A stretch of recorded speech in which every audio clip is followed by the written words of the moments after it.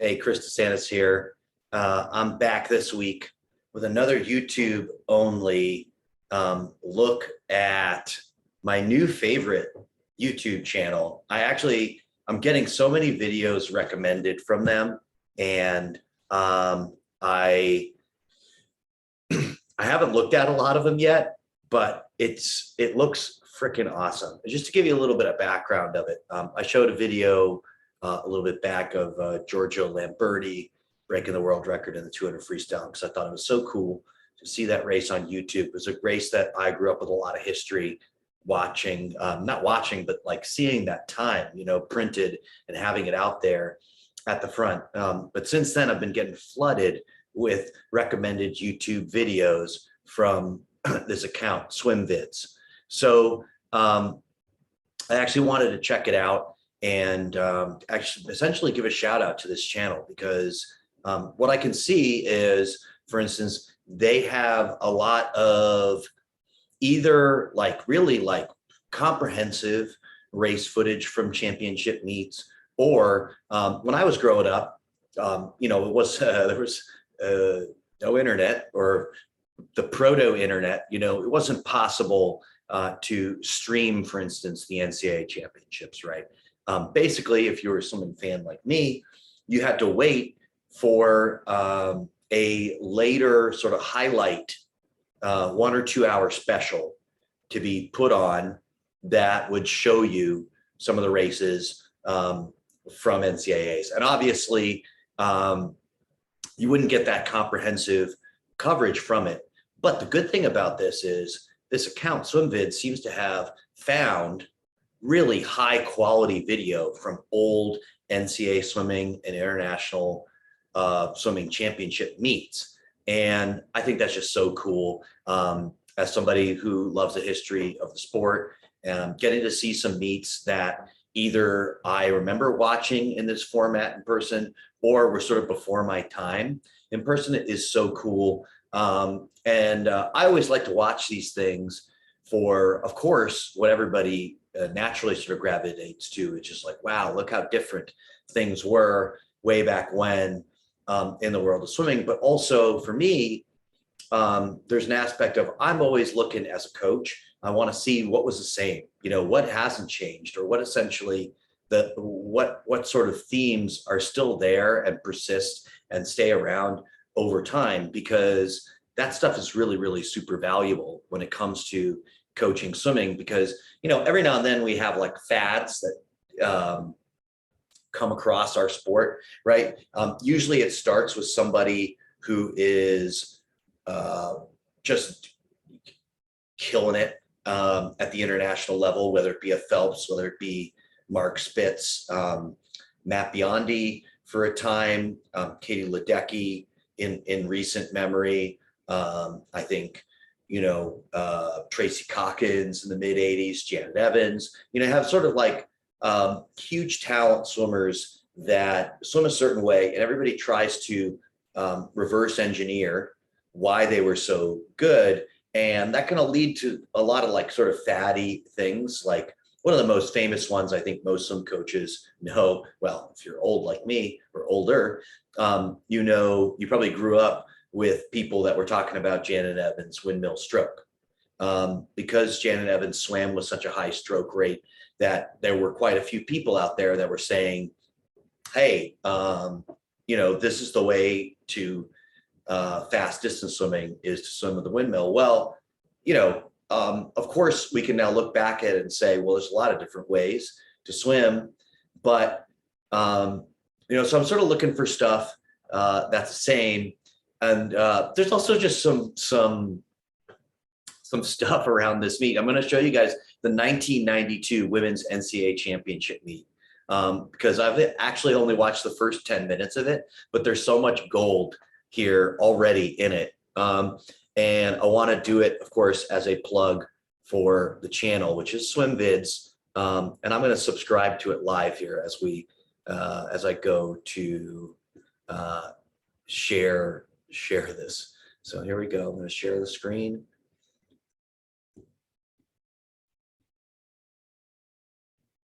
And here we go, Swimvids. This is criminal, guys. 318 subscribers for Swimvids for the work that they're doing. Of course, maybe some vindictive person with a copyright is going to come and take all this down. This is the 1992 Women's NCAA Swimming and Diving Championships. I didn't look up ahead of time who won. I'm thinking this is, we might skip to the end and see what the result is. I'm thinking this is, it's got to be like a Texas or a Stanford year. But anyway, let's get right into it. The video just jumps right in with the 200 freestyle relay, and already there's some spicy stuff happening. So let me play that one. Stanford the lead early. Texas has won this race for the last 5 years. And we have a false start there. Yes, kids, back in the day, we used to recall false starts. It seems so stupid now in context, especially when you have this concept of like you have a starter essentially making a split-second decision that they saw a false start. So immediately, they're like, think about how quickly that went from him pushing the electronic timing the start button on his little mic there, and then to so that basically swimmers still in the air could know to not swim a whole 50 here or even really try. I mean, I was at a collegiate meet even somewhere between 2009 and 2013, the last time I was a college coach, where they still used a rope in the middle of the pool to stop swimmers in case of a false start because they hadn't gotten rid of recall yet.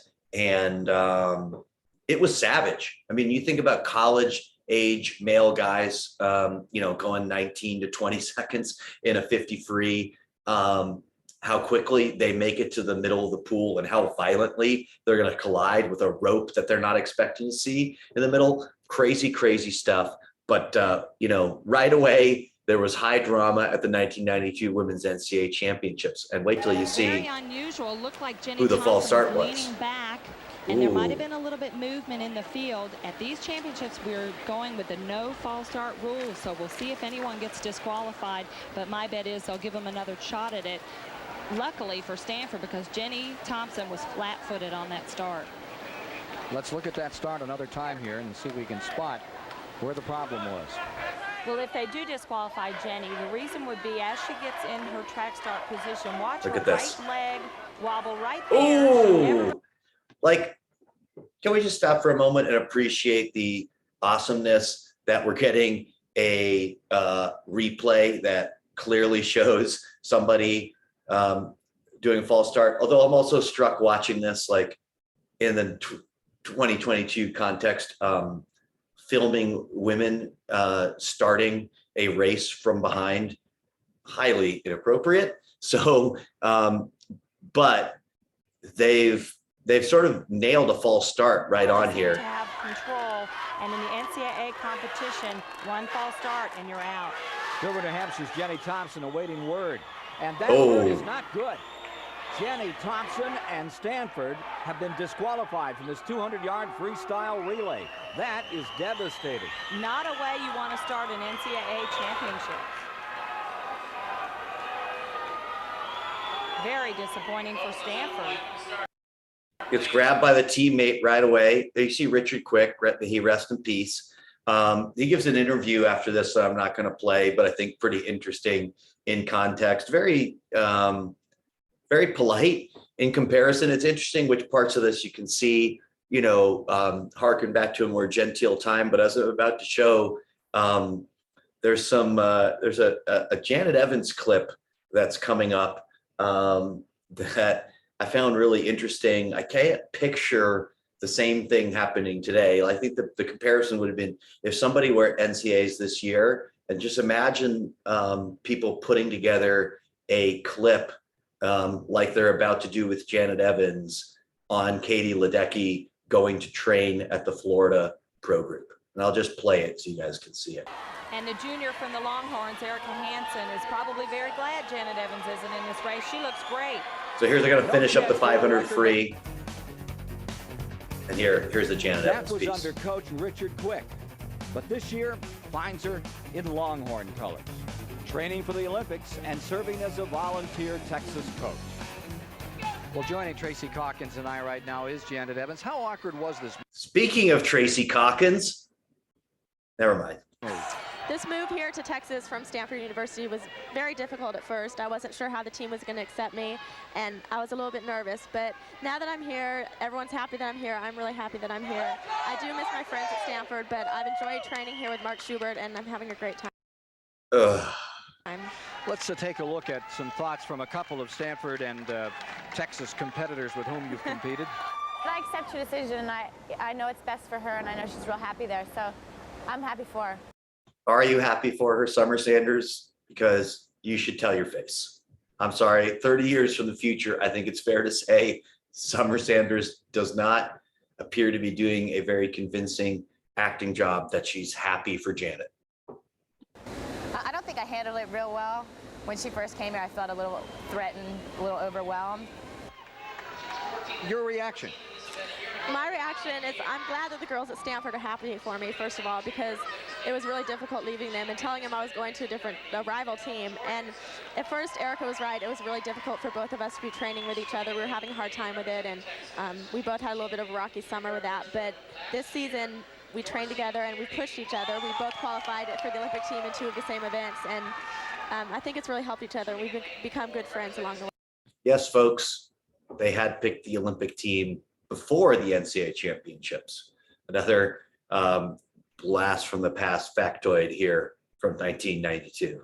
Tracy? And Janet, you trained with Erica, as you said. Let's take a look at her 500 freestyle, and you tell us what you think, because you know what she has to go through. Well, after training with Erica, she swims her races, she negative splits them, and so she was out a little bit behind at the first, 200 yards, 200. Okay, now Janet's going to give some commentary on the 500 free. The next part, the final part I want to highlight here is we're going to get into the 50 free, and I'm just to let the video set the stage here. Behind and prepare for the fastest event in these NCAA championships, the 50-yard freestyle.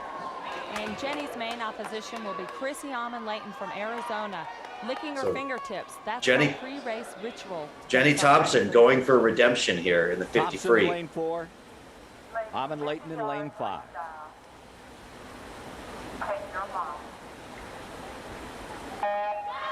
Oh, and another false start. Poor Jenny Thompson, her heart is probably racing, but I think she was okay on that start.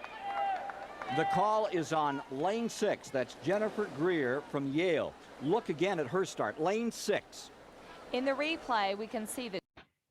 Hey, also, now we're getting a great angle to start without filming from behind the women at the 1992 NCAA championships. But look at this camera. Look at this professional camera angle in comparison to a lot of what we're getting at NCAA meets. Almost makes you wish you couldn't watch it live, so they do a professional job filming the meet. But maybe they could combine both of them. Maybe they could actually employ talented people to film the meet and show it live. I know, maybe too much to hope for in 2022. That Jennifer Greer never stops moving on the start. You'll notice her back keeps moving as she's rolling right there. And that's why she was disqualified. Good call by the officials, and not a very smart move by an Ivy Leaguer. Back to their Savage by Tracy Calkins. Again, not commentary you're necessarily going to hear in 2022. Not very smart for an Ivy Leaguer. False starting in the 50. their marks. 50-yard freestyle ready to go. This would be the essentially pre-tech suit era. I'm assuming this is what we called paper suits at the time. So, nobody was covering any other part of their body than a normal training suit with a suit. But trust me, folks, these suits were extremely hard to put on. I just barely crossed over into the paper suit era, and let me say, whatever complaints you have about how hard suits are to put on now, I don't think anything matches up to a paper suit. Jenny Thompson versus Chrissy Amon-Leighton of Arizona, lanes 4 and 5 respectively. And a very clean start. They want to pop up to the surface of the water. Chrissy may have a bit of an advantage to have that clean lane next to her. So look, 30 years ago, obviously swimmers are going faster today. Look at the aspects of this stroke that really haven't changed that much. If you watch that first 25 again, obviously the starts have changed, right? You do see a couple people attempting a track start here. No foot ledge, of course, but like and a very clean start. Your second place finisher. Up to the surface of the water. Breakouts are quite different, but look at the strokes. An advantage to have that clean lane next to her. Off the wall and back for the finish now, and it's just about even here between. I mean, Chrissy Amon-Leighton essentially is doing a modified straight arm. Wouldn't say she's really doing the sort of proto fingertip drag a lot of people are doing. And so much is similar from the waist down about the way everybody swims, the way people move their legs, the water pressure behind them, all that stuff. Come for the finish. And it's going to be who has the longest arms. Oh, what a terrible finish. Okay, well, that's something that's definitely different. Like, if I could go back in time and be Jenny Thompson's coach for this race, I'd be like, wow, you got really lucky on that finish. An advantage to have that clean lane next to her. A little long into the turn as well. Off the wall and back for the finish now. Just kind of overpowering the competition in this. Between Thompson and Amon-Leighton as they come for the finish. And it's going to be. But like, you got a close finish here. Both of them, they got their hand extended and they're just going to kind of stretch into the wall. Jenny Thompson. Now, this is the best and last part of the video I wanted to show you guys. Because today I remembered, you know, there's the TIL today I learned. Today I remembered TIR, that Jenny Thompson was not the most sportsmanlike swimmer we've ever had in the United States. Watch this post-race. Thompson will win at 22:14, not a record. 21.92 sans the record. It's Jenny. Ooh. Also, coming into another person's lane, like all of this looks a little bit weird to me, but to not even, to basically turn your back to the person you just touched out, and then when they come over to say something to you, be like, oh, you're there? And Chrissy Amon-Leighton does not care. She's like, I guess I'm going to give you this hug from behind. And that shows a lot of composure for a freshman. And here on the finish, Jenny Thompson toward the top of your screen, she seems to come a little bit wide on her finish, but she still gets her arm into the wall just ahead of Chrissy Amon-Leighton. Thompson wins. She's standing by with Cynthia. I like how we're judging it as a fast finish, but it's quite a lot. And look how far back third place is. So anyway, guys, I highly recommend Swimvids. I know I'm going to be wasting a lot of my free time watching videos on there. I'm probably commenting on more of them on this channel. But I thought I'd bring that to you guys and give them a little lift over at Swimvids because I love what they're doing. Thanks everybody for listening, and I'll be back with you later this week.